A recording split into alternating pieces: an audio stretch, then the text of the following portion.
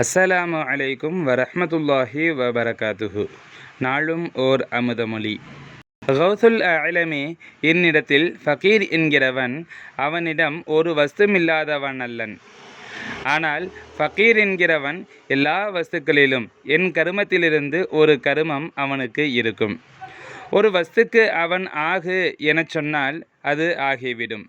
ஆனால் அவ்வாறு சொல்ல அவன் தேவையற்றவன் ஆவான். ஷரீஅத்தின் முத்திரையினால் அவன் முத்திரையிடப்பட்டிருக்கிறான்.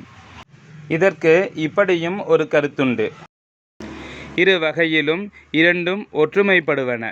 எவனுக்கு ஒரு பொருளும் இல்லையோ அவன் என்னிடத்தில் ஃபகீர் அல்ல. இங்கே பொருள் இல்லாதவன் என்னிடத்தில் ஃபகீர் அல்ல. அப்படியானால் பொருள் உள்ளவன் என்னிடத்தில் ஃபகீராவான் என்பதாகும்.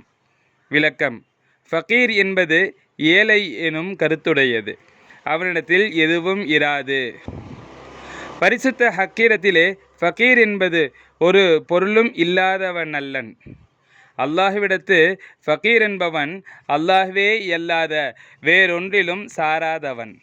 ஹக்கிலே ஃபனாவானவன்.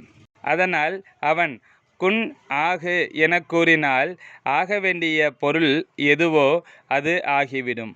ஆயினும் அவன் அவ்வாறு சொல்ல மாட்டான். அது ஷரீஅத்தாகிய சரியை நிலைக்கு மாற்றமானது.